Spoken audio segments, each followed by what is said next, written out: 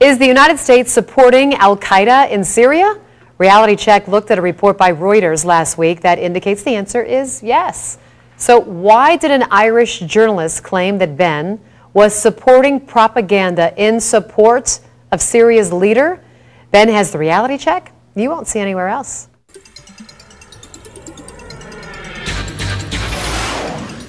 It was Sunday when Anonymous was able to hack the Reuters news service Twitter account. Well, as part of that, they tweeted our Reality Check based on a Reuters article that the Obama administration is secretly providing support to opposition forces in Syria. Here's a clip from that report. But the big question here that no one is asking, who are these rebels that the U.S. is supporting?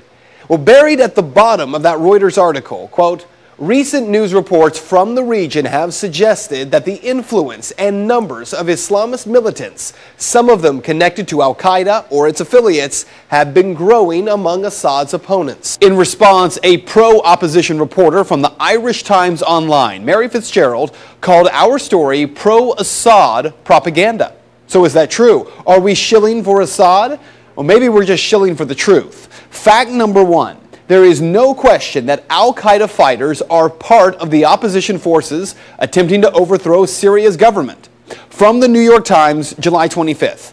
One Qaeda operative, a 56-year-old known as Abu Thuha, who lives near Kirkuk in Iraq, spoke to an Iraqi reporter from the New York Times on Tuesday.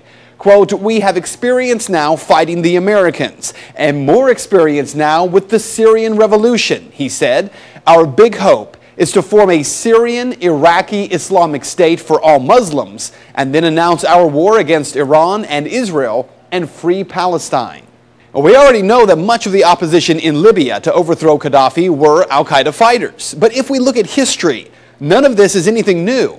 Fact number two, the creation of Al-Qaeda wasn't Islamic fundamentalism. It was the CIA. The Mujahideen was created by the CIA to cause problems for the Soviets. You might say that's crazy talk, right? Here's Secretary of State Hillary Clinton. To be fair, we had helped to create the problem we're now fighting. How? Because when the Soviet Union invaded Afghanistan, we had this brilliant idea that we were going to come to Pakistan and create a force of Mujahideen, equip them with Stinger missiles and everything else to go after the Soviets inside Afghanistan. So it's not a conspiracy theory, it's history. And it's history that's being repeated in Libya and now in Syria. But there is a bigger problem here, one that every American should be questioning.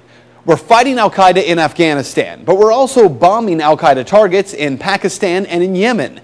And as we do that, something occurs known as collateral damage. Hundreds of civilians in Yemen have been killed in just the first half of 2012 by U.S. airstrikes aimed at Al-Qaeda fighters.